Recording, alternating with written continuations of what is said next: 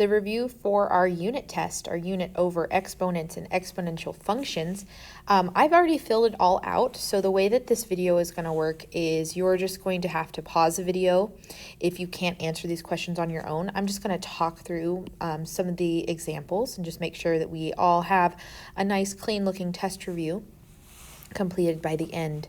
Now, we're spending a little bit of time talking about the exponent rules. We have our mad spam rules, so product of powers, quotient of powers, and power of a power. This is MA, so we multiply and add them. We divide and subtract them. We have powers raised to powers, so we multiply them. This is the one that looks like distribution even though it's not distribution. It's exponent to exponent multiplication. We have our negative exponent property where we have to hammer time the term with a negative exponent down to the denominator and change its power to be positive.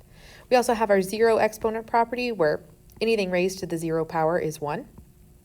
And our rational exponent property where anything to a fractional exponent can be rewritten as a radical where the top number goes inside and the bottom number goes outside. This is our Thibaut rule. So go ahead and pause the video, look through these examples and make sure you understand where these numbers and expressions are coming from so that you fully understand the exponent rules.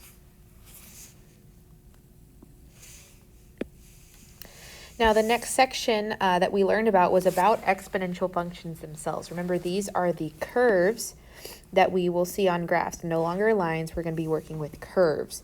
This models different things like, the coronavirus pandemic and like money growth in banks and the depreciation of cars when you drive them off the lot. The important things that we need to know is that the first number in this function, the a value, the one that does not have an exponent, is my initial value or y-intercept. It is the a.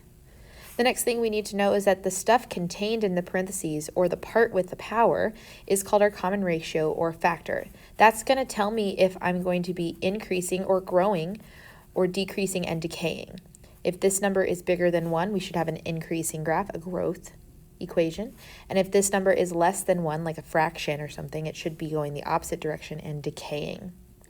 Please note that in exponential functions, the exponent is always my variable.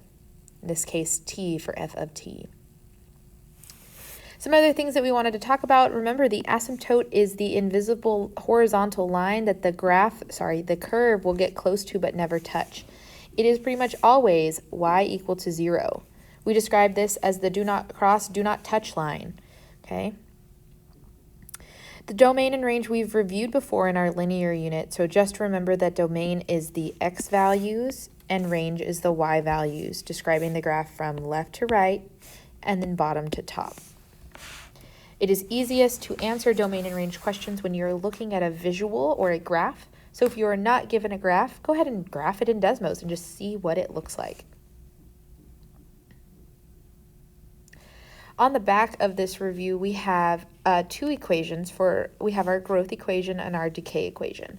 It's asking you to label the following on the equation and on the graph because remember, each part of this equation and graph tells me something very specific. If you see the initial value or y-intercept, again, still is just the first number in the equation. Number in the very front outside does not have a power. It is also visually where the curve crosses the y-axis. That's the initial value. We know that this is going to be a growth equation because there's a whole plus sign right here. That means this is going to be growing. So if you want to write a growth equation, you need to put a plus sign. Our rate of growth is the r. Remember, the rate of growth is not the same as the entire b value here. You're going to have to change that to a decimal and stick it in there, and then add 1. So 1 plus whatever that rate is will give me my growth factor. Additionally, because we can see that this graph is increasing or going up, we know that this is a growth graph or growth equation, and we have drawn in our asymptote. Remember, it's the do not cross, do not touch line of y equal to 0.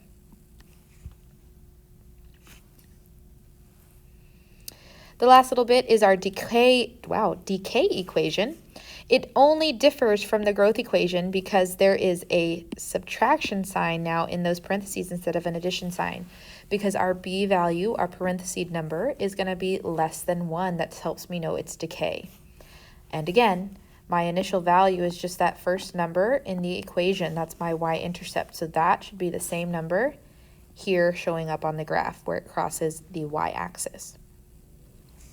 We know this is a decay because there's a subtraction sign here, which tells me that my b value will be less than 1.